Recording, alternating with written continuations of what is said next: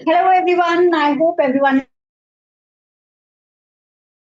and I'm your tutor Trapti Agrawal would like to give you a warm welcome. तो students आज का जो session होने वाला है it's going to be fun and you will be learning something interesting from मी।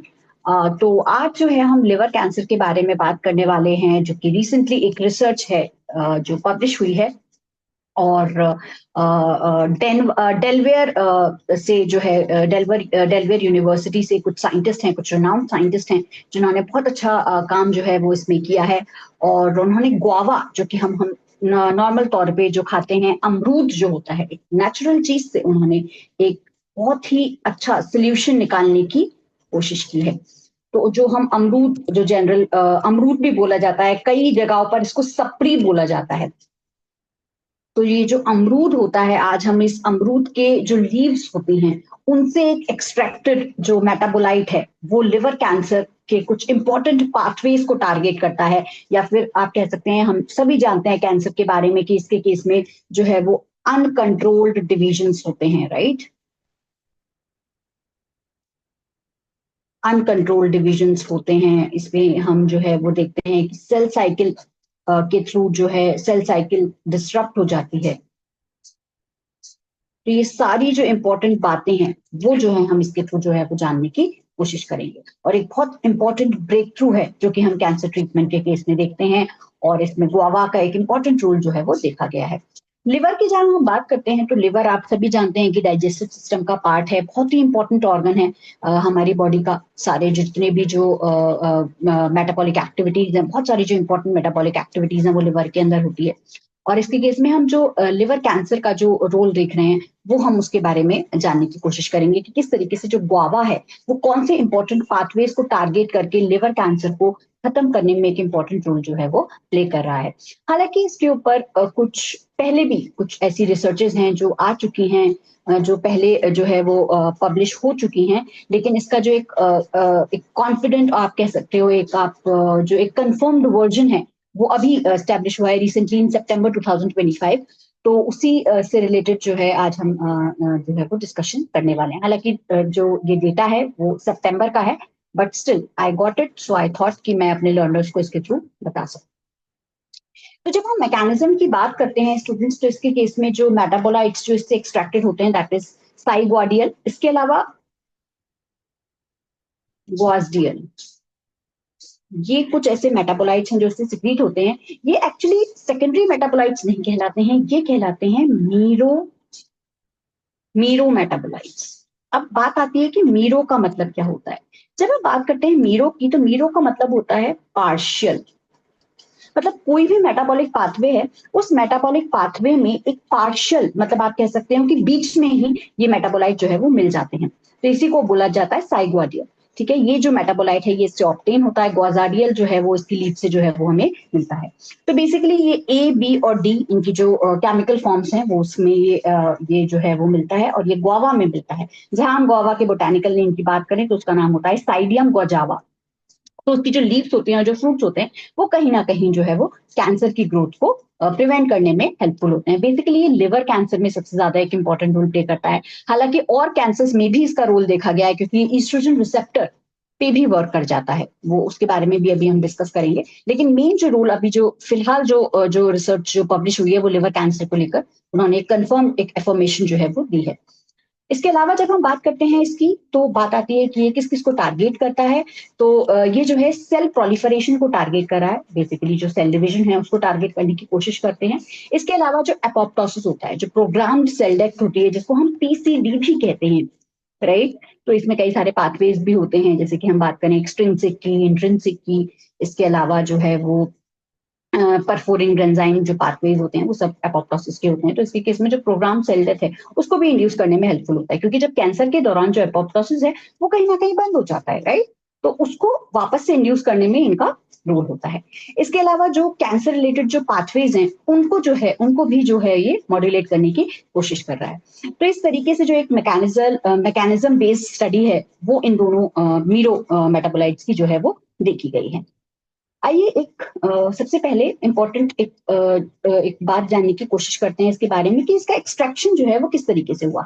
हालांकि इसका extraction 2001 से जो है वो हो रहा है, राइट। तो वो डिस्टिलेशन के प्रोसेस से होता था, इसके अलावा स्पेक्ट्रोस्कोपी के थ्रू जो है इसको एक कंफर्म एनालिसिस जो है वो इसकी की जाती थी। लेकिन अब रिसेंटली जो 2000, जैसे कि मैंने आपको बताया कि हालांकि ये रिसर्च जो है वो 2025 की पब्लिश है, लेकिन 2023 में भी इसके ऊपर कुछ एक प्री नोशन जो है वो ऑलरेडी पब्लिश करा जा चुका था। That was super critical fluid extraction. वो एक मेथड होता है जिसके थ्रू जो है इन्होंने इस मीरो टर्पीन को जो है वो निकालने की कोशिश की थी।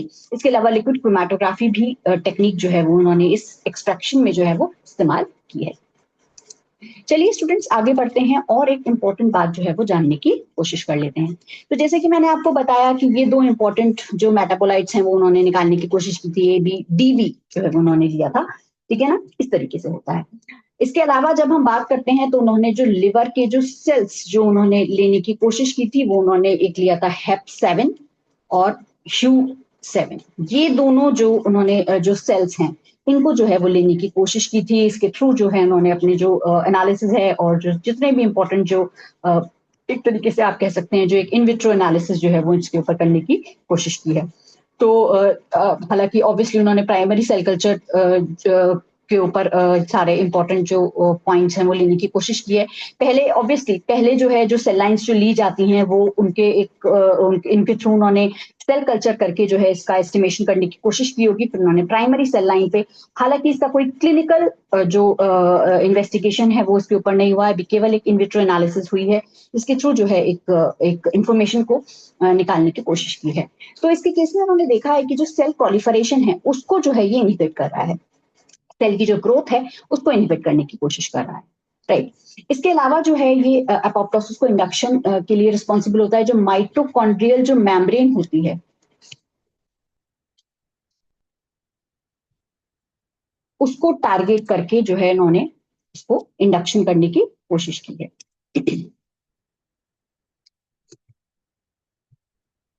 माइटोकॉन्ड्रियल जो मेम्ब्रेन है उसके थ्रू जो है इन्होंने अपोप्टोसिस को इंड्यूस करने की कोशिश की है। इसके अलावा जो जीवन फेज होता है, जब हम सेल साइकिल की बात करते हैं तो जीवन फेज होता है, उसके थ्रू जो है वो सेल साइकिल को अरेस्ट करने की कोशिश की है ताकि जो है कैंसर ग्रोथ जो है आगे फर्दर प्रमोट ना हो सके, राइट। इसी तरीके से जो एंटी एंजियोजेनेसिस के तौर पे काम आ रहा है। एंटी वर्ड जो आता है वो कहीं ना कहीं अगेंस्ट के लिए आता है। तो एंजियोजेनेसिस के केस में हम देखते हैं कि ब्लड वेसल्स की फॉर्मेशन होती है, फर्दर जो कैंसर की ग्रोथ होती है उसके लिए रिस्पॉन्सिबल होता है। लेकिन ये जो साइबोडियल है और गोजाडाइल है ये कहीं ना कहीं जो है वो एंटी एंजियोजेनेसिस के तौर पे सामने आ रहा है, और ये जो है जो ब्लड वेसल की फॉर्मेशन होती है जो कि एक तरीके से कैंसर की ग्रोथ के कुछ इंपॉर्टेंट प्रॉपर्टीज होती हैं उसके अगेंस्ट जो है वो काम करने की कोशिश कर रहे हैं।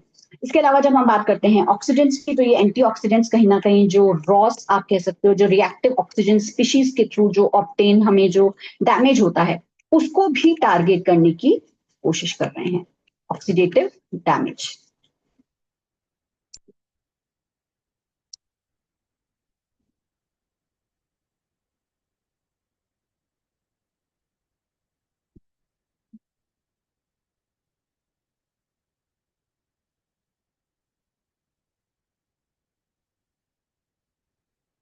राइट।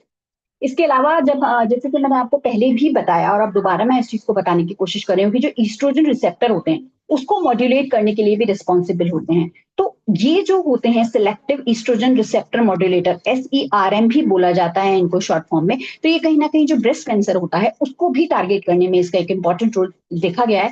हालांकि इसको लेकर एक कंफर्म एनालिसिस अभी नहीं हुई है, लेकिन it's a good gap of study which can be filled. तो जो लोग भी प्लांट मेटाबोलाइट्स में इंटरेस्टेड हैं, जो रिसर्च करना चाहते हैं, जो आगे फर्दर इसको इन्वेस्टिगेट करना चाहते हैं और इसको लेकर एक अच्छा पब्लिकेशन लेना चाहते हैं, तो एक बहुत अच्छा टॉपिक है, इसको आप आगे कंटिन्यू कर सकते हैं। इसी तरीके से जब हम बात करते हैं पाथवेज की, तो इसमें PI3 के जो PI3 काइनेज जो पाथवे है वो AKT है, एमटोर है, ये सारे जो पाथवेज हैं इनको जो है ये टारगेट करते हैं।